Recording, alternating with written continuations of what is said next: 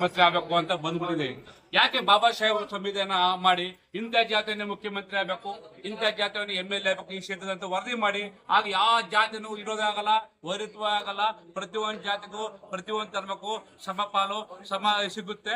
ಆಗ ಎಲ್ಲರೂ ಕೂಡ ರಾಜಕೀಯದಲ್ಲಿ ಅನುಭವಿಸಬಹುದು, ಆಯಾ ಜನಸಂಖ್ಯೆ ಅನುಗುಣದಲ್ಲಿ ಆಯಾ ಜಾತಿ ಕೂಡ ಬದುಕಬಹುದು. ಕೇವಲ ಹಿಂದುಳಿದ ಓಟ್ ತಕ್ಕಂದು ನೀವೇ ಬದುಕಬೇಕು, ನೀವೇ ಬಾಳ್ಬೇಕು ಅಂತ ಯಾವ ಧರ್ಮನು ಯಾವ ಸಂವಿಧಾನ ಹೇಳಿಲ್ಲ ಸ್ವಾಮಿ. ದಯವಿಟ್ಟು ನಮ್ಗೆ ಇನ್ನು ಮುಂದೆ ಒಂದು ಕುಲಶಾಸ್ತ್ರ ಅಧ್ಯಯನ ಮಾಡಿ ಸಿದ್ದರಾಮಯ್ಯ ಮುಖಾಂತರ ಅವ್ರ ನಾಯಕತ್ವದಲ್ಲಿ ಇಂಥ ಜಾತಿಯವರೇ ನಿಂತ್ಕೋಬೇಕು. ಜನರಲ್ ಏನ್ SC ST ಹೊರತುಪಡಿಸಿ 30% ಹೊರತುಪಡಿಸಿ ಉಳಿಕೆ ಇರ್ತದೆ. ಜನರಲ್ಲಿ ಮನೆಯಲ್ಲಿ ಒಬ್ಬ ಐರನ್ ಮಾಡೋವನಿಗೆ ಮನೇಲಿ ಹುಡುಕರು 5,000 ಸಿಕ್ಕಲ್ಲ, ಒಬ್ಬ ಮಡಕ ಮಾಡೋವನಿಗೆ ಮನೇಲಿ 5,000 ಸಿಕ್ಕಲ್ಲ, ಒಬ್ಬ ಕಟಿಂಗ್ ಮಾಡೋವನಿಗೆ ಮನೆಯೊಳಗೆ 5,000 ರೂಪಾಯಿ ಸಿಗಲ್ಲ, ಒಬ್ಬ ಹಿಂಗೆ ದನ ಮೇಷನ್ ಗೊಲ್ಲ ಎಲ್ಲರಿಗೂ 5,000 ಸಿಗಲ್ಲ. ನೀವು ಲಕ್ಷ ಲಕ್ಷ ಕೋಟಿ ದುಡ್ಡು ಹೊಡೆದು ಲೂಟಿ ಮಾಡ್ಬಿಟ್ಟಿದ್ರೆ ಕೊಟ್ರಿ ಮೀಸಲಾತಿ ಎಲ್ಲಿದೆ ಸಂವಿಧಾನ? ನಮಗೆ ಎಲ್ಲಿದ್ರೆ ನಮ್ಮ ಸಂವಿಧಾನ ಇಂಥವ್ರಿಗೆಲ್ಲ ಕೊಟ್ಟಕ್ಕೆ ಸಂವಿಧಾನ ಬರೋದು.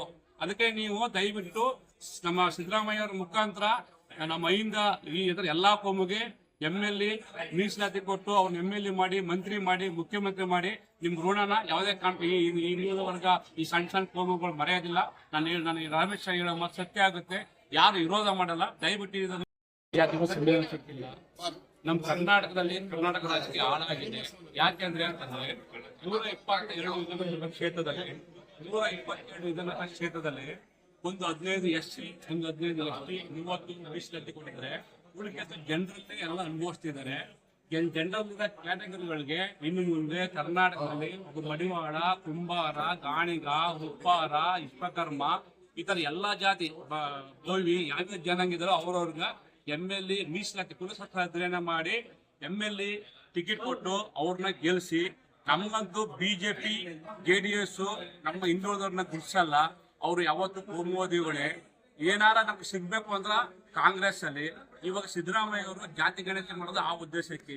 ಜಾತಿ ಗಣತಿ ಯಾವ ಉದ್ದೇಶಕ್ಕೆ ಅಂದ್ರೆ ಎಲ್ಲಾ ಜಾತಿಗಳು ಎಷ್ಟೆಷ್ಟು ಜಾತಿ ಇದಾವೆ, ಎಷ್ಟು ಜನಸಂಖ್ಯೆ ಇದಾರೆ ಅದರ ಮೇಲೆ ಕುಲಶಾಸ್ತ್ರ ಅಧ್ಯಯನ ಮಾಡಿ ಇವ್ರಿಗೊಂದು ಮೀಸಲಾತಿ ಕೊಡ್ಬೇಕು.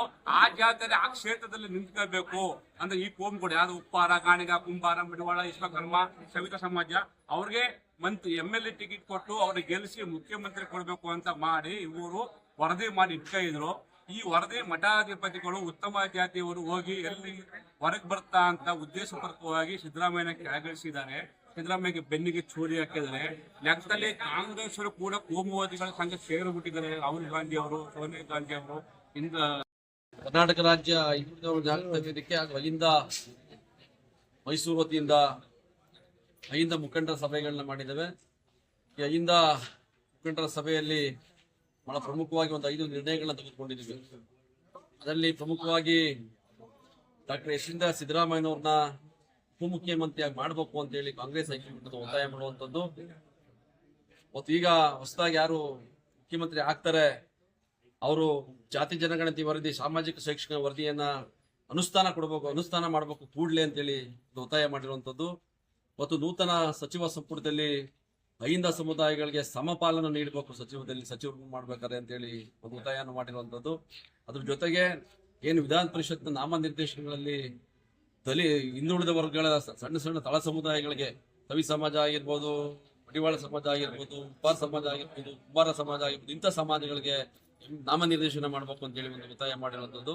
ಮತ್ತು ನೂತನವಾಗಿ ನಿಗಮ ಮಂಡಳಿಗಳಿಗೆ ನೇಮಕ ಮಾಡುವ ಸಂದರ್ಭದಲ್ಲಿ 50% ನಿಗಮಗಳಲ್ಲಿ ದಲಿತರು, ಹಿಂದುಳಿದರು, ಅಲ್ಪಸಂಖ್ಯಾತರು 50% ಮೀಸಲಿಡಬೇಕು ಅಂತೇಳಿ ಒತ್ತಾಯ ಮಾಡಿರುವಂಥದ್ದು. ಇದು ಯಾಕೆಂದ್ರೆ ನಮ್ಗೆಲ್ಲ ಸಿದ್ದರಾಮಯ್ಯ ರಾಜೀನಾಮೆ ಕೊಟ್ಟಿರೋದು ಆಘಾತ ತಂದಿದೆ. ಅವ್ರು ರಾಜೀನಾಮೆ ಕೊಟ್ಟಿದ್ದ ದಿವಸ ಒಂಥರ ಕಾರಣಗಳ ದಿನ ಆಗಿದೆ. ನಮ್ಗೆ ಬಹಳ ನೋವಾಗಿದೆ, ಬಹಳ ಸಂಕಟ ಆಗಿದೆ. ಯಾಕೆಂದ್ರೆ ಇಂಥ ಒಬ್ಬ ಜನಕಲ್ಯಾಣದ ನಾಯಕರು ರಾಜೀನಾಮೆ ಕೊಟ್ಟು ಹೋಗೋದಿದೆಯಲ್ಲ, ಆ ನೋವನ್ನ ಸಹಿಸಿದ್ದಾಗಲ್ಲ. ಎಲ್ಲ ಸಮುದಾಯಗಳಿಗೆ ಈಗ ಅನಾಥ ಭಾವ ಕಾಡ್ತಾ ಇದೆ. ಸೊ ಆ ಉದ್ದೇಶಕ್ಕೆ ನಾವು ಅವ್ರಿಗೆ ಚ್ಯುತಿ ತರಬಾರ್ದು ಅಂತೇಳಿ ನಾವೆಲ್ಲೂ ದಂಗೆ ಹೇಳಕ್ ಹೋಗಿಲ್ಲ, ಕಾಂಗ್ರೆಸ್ ಪಕ್ಷದ ಮಾತಾಡಕ್ ಹೋಗಿಲ್ಲ. ಕಾಂಗ್ರೆಸ್ ಪಕ್ಷ ಉಳಿಬೇಕು, ಬೆಳಿಬೇಕು. ನಾವು ಕಾಂಗ್ರೆಸ್ ಪಕ್ಷನ ತಾಯಿ ಸ್ಥಾನದಲ್ಲಿ ಇಟ್ಕೊಡ್ತೀವಿ. ಕಾಂಗ್ರೆಸ್ ಪಕ್ಷ ಅಂದ್ರೆ ನಂಬಿಕೆ.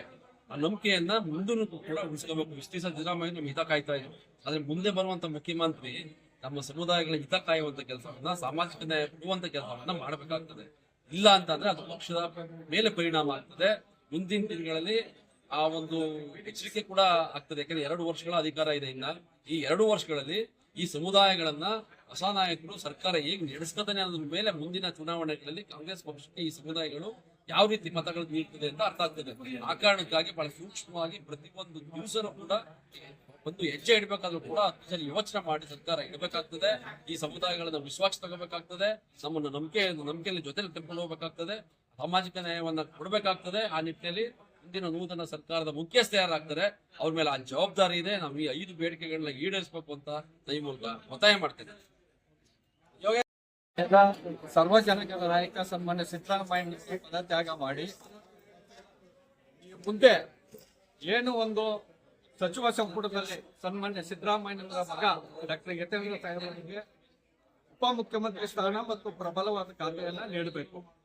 ಎರಡನೇದಾಗಿ ಏನು ಒಂದು ಜಾತಿ ಸಮೀಕ್ಷೆ ಮಾಡಿ ಇಲ್ಲಿವರೆಗೆ ಮಡಚಿಟ್ಟಿದ್ರು ಅದ ಪೂರ್ಣಾವಧಿಯಲ್ಲಿ ಈಗ ಯಾರು ಭಾವಿ ಮುಖ್ಯಮಂತ್ರಿ ಆಗ್ತಾರೆ ಅವರು ಜಾರಿಗೊಳಿಸಿ ಅದು ಅನುಷ್ಠಾನಕ್ಕೆ ತರಬೇಕು.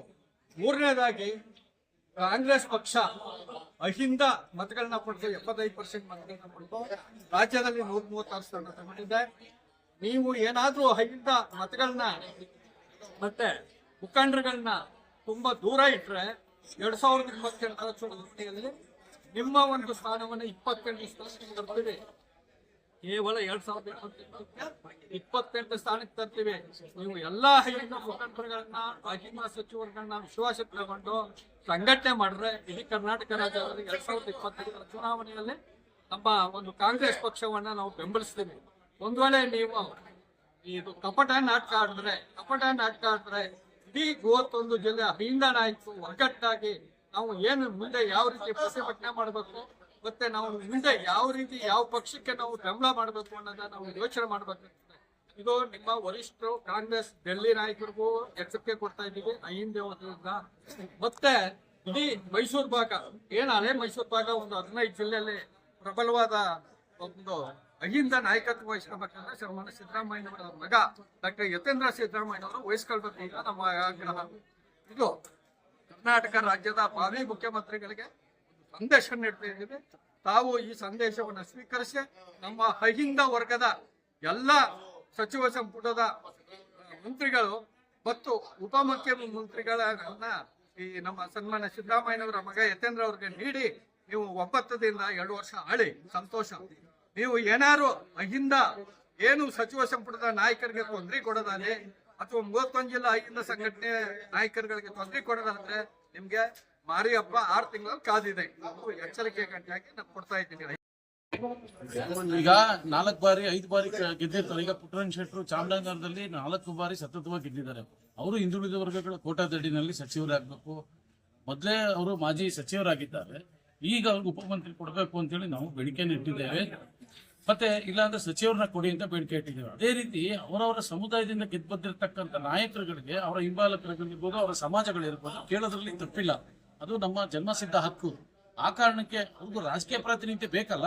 ಆ ಒಂದು ಕಾರಣಕ್ಕೆ ಅವರ ಸಮಾಜ ಮುಂದೆ ಬರಬೇಕು, ಅವರ ಅಸ್ತಿತ್ವ ಮುಂದೆ ಬರಬೇಕು, ಅವರ ರಾಜಕೀಯ ಬೆಳವಣಿಗೆಯನ್ನ ಸಮಾಜದ ಅಭಿವೃದ್ಧಿಯನ್ನ ಬೇಕು ಅಂತೇಳಿ ಆ ಉದ್ದೇಶದಿಂದ ಅವರು ಕೇಳೋದ್ರಲ್ಲಿ ತಪ್ಪಿಲ್ಲ. ಆದ್ರೆ ಇರೋದು 34 ಸಚಿವ ಸ್ಥಾನಗಳು. ಅದರಲ್ಲಿ ಯಾರಿಗೆ ಅವಕಾಶ ಸಿಗುತ್ತೆ ಅದನ್ನ ಕಳೆದ ಬಾರಿ ಸಿದ್ದರಾಮಯ್ಯನವರ ಸಾಮಾಜಿಕ ನ್ಯಾಯದ ಅಡಿನಲ್ಲಿ ಎಲ್ಲಾ ಸಮುದಾಯಗಳಿಗೂ ಹೇಗೆ ಹಂಚಿಕೆ ಮಾಡಿದ್ರು ಅದೇ ರೀತಿ ಈ ಬಾರಿನೂ ಸಹ ಯಾರಾಗ್ತಾರೆ ಇವತ್ತು ಸಭೆಯಲ್ಲಿ CLP ಸಭೆಯಲ್ಲಿ ಯಾರಾಗ್ತಾರೆ ಅವರು ಮುಂದಿನ ದಿನಗಳಲ್ಲಿ ಸಾಮಾಜಿಕ ನ್ಯಾಯವನ್ನು ಕೊಡೋ ಮುಖಾಂತರ ಎಲ್ಲಾ ಸಮುದಾಯಗಳಿಗೂ ಸಚಿವ ಸ್ಥಾನಗಳನ್ನ ತುಂಬಬೇಕು ಅಂತ ಈ ಮುಖಾಂತರ ನಾವು ಬೇಡಿದ್ವಿ.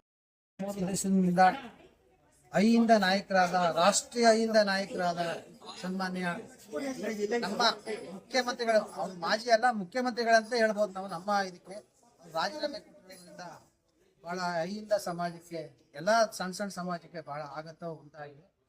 ಆದ್ರೂ ಕೂಡ ನೀವು ಮಾಡಬೇಕಾಗಿರೋದ ಏನು ಮುಖ್ಯಮಂತ್ರಿಯಾಗಿ ಮಾಡಬೇಕಾಗಿರೋದ ಕಾರ್ಯಕ್ರಮನ ಮಾನ್ಯ ಈಗ ಆಗ್ತಾ ಇರೋ ಹೊಸ ಮುಖ್ಯಮಂತ್ರಿ ಮಾನ್ಯ DK ಶಿವಕುಮಾರ್ ಅವರು ಮಾಡಬೇಕು. ಅದ್ರ ಜೊತೆಗೆ ನಿಮ್ಮನ್ನ ರಾಜ್ಯಸಭೆ ಸದಸ್ಯನಾಗಿ ಮಾಡಬೇಕು ಅಂತ ಹೈಕಮಾಂಡ್ ಹೇಳ್ತಾ ಇದ್ರೆ ನೀವು ರಾಜ್ಯಸಭೆ ಹೋಗ್ಲೇಬೇಕು. ಯಾಕಂದ್ರೆ ರಾಷ್ಟ್ರೀಯ ನಾಯಕರು, ಈಗ ನೀವು ಕರ್ನಾಟಕದಲ್ಲಿ ಮುಖ್ಯಮಂತ್ರಿ ಆಗಿದ್ರು ಕೂಡ ಈಗ ನೀವು ರಾಷ್ಟ್ರ ನಾಯಕರೇ, ರಾಷ್ಟ್ರದಲ್ಲಿ ನಿಮ್ಮ ಹೆಸರಿದೆ. ಹಾಗಾಗಿ ನೀವು ರಾಜ್ಯಸಭಾ ಸದಸ್ಯರು ಒಪ್ಕೊಂಡು ಅಲ್ಲಿ ವಿರೋಧ ಪಕ್ಷದ ನಾಯಕರಾಗಿ ಕೆಲಸ ಮಾಡಬೇಕಾಗಿದೆ. ಅದರಿಂದ ತಮ್ಮ ಮಗನ ರಾಜ್ಯ ರಾಜಕಾರಣಕ್ಕೆ ಅವ್ರನ್ನ ಉಪಮುಖ್ಯಮಂತ್ರಿ ಮಾಡಿ ಅಹಿಂದ ಏನು ನಿರೀಕ್ಷೆ ನಿಮ್ಮ ಮೇಲೆ ಇಟ್ಟಿತ್ತೋ ಆ ನಿರೀಕ್ಷೆನ ಹುಸಿ ಆಗದ ರೀತಿಯಲ್ಲಿ ಅವ್ರಿಗೆ ಸಾಮಾಜಿಕ ನ್ಯಾಯದ ಅಡಿಯಲ್ಲಿ ಅವ್ರಿಗೆ ಏನ್ ಸಿಗುತ್ತೆ ರಾಜಕೀಯವಾಗಿ ಅದನ್ನ ನೀವು ಕೊಡಿಸ್ಬೇಕು, ನಿಮ್ಮ ಮಾರ್ಗದರ್ಶನ ಕೊಡಿಸ್ಬೇಕು. ಜೊತೆಯಲ್ಲಿ CLP ಏನು ಮಾನ್ಯ ಮುಖ್ಯಮಂತ್ರಿಗಳ ಹೊಸದಾಗಿ ಆಗುವಂತ DK ಶಿವಕುಮಾರ್ ಅವ್ರಿಗೆ ಮಾರ್ಗದರ್ಶನ ಕೊಟ್ಟು ಅಹಿಂದದಲ್ಲಿ ನಾನು ಹಿಂಗ ಈ ತರ ಅಂದ್ಕೊಂಡಿದ್ದೆ, ಈ ತರ ಮಾಡ್ತಾ ಇದ್ದೆ, ಅದನ್ನ ನೀವು ಅವ್ರಿಗೆ ಮಾರ್ಗದರ್ಶನ ಕೊಟ್ಟು ಈ ರಾಜ್ಯದಲ್ಲಿ ಅಹಿಂದ 75% ಅಹಿಂದ 75% ಸಣ್ಣ ಸಮಾಜಕ್ಕೆ ಏನು ಧ್ವನಿ ಇಲ್ಲದ ಸಮಾಜಕ್ಕೆ ನೀವು ಈ ಧ್ವನಿ ಕೊಡಬೇಕು. ಧ್ವನಿ ಇಲ್ಲದ ಸಮಾಜಕ್ಕೆ ನಾಮನಿರ್ದೇಶನ ಮಾಡಬೇಕು. ಹಾಗಾಗಿ ನೀವೇನು ನಿಮ್ಮ ಮನಸ್ಸಿನಲ್ಲಿ ಇಟ್ಕೊಂಡಿದ್ರೋ 2 ವರ್ಷ ಅವಕಾಶ ಕೊಟ್ಟರೆ ನೀವು ಮಾಡ್ತಾ ಇದ್ರಿ, ಅದನ್ನ ಈಗಲೂ ಕಾಲ ಮಿಂಚಿಲ್ಲ. ಈಗ ಬರುವಂತ ಹೊಸಬರಿಗೆ ನೀವು ಮಾರ್ಗದರ್ಶನ ಕೊಟ್ಟು ನೀವು ಅನುಕೂಲ ಮಾಡಬೇಕು. ಮಾನ್ಯ ಸಿದ್ದರಾಮಯ್ಯ ಅವ್ರಿಗೆ ಉಪ ಮುಖ್ಯಮಂತ್ರಿ ಮಾಡಿ ಅವ್ರಿಗೆ ಉನ್ನತ ಸ್ಥಾನ ಕೊಟ್ಟು ಎಲ್ಲ ಹಿಂದವರ್ಗ ಅನ್ಯಾಯ ಆಗಿರೋ ಸಮಾಜಕ್ಕೆ ನ್ಯಾಯ ಕೊಡಿಸ್ಬೇಕಂತ ಈ ಮೂಲಕ ನಾನು ಮನವಿ ಮಾಡ್ತಾ ಇದ್ದೀನಿ. ಮೊಗಣ್ಣಾಚಾರ್ ಸಮುದಾಯಗಳ ನಾಯಕ ಸಿದ್ದರಾಮಯ್ಯ ಸಾಹೇಬರಿಗೆ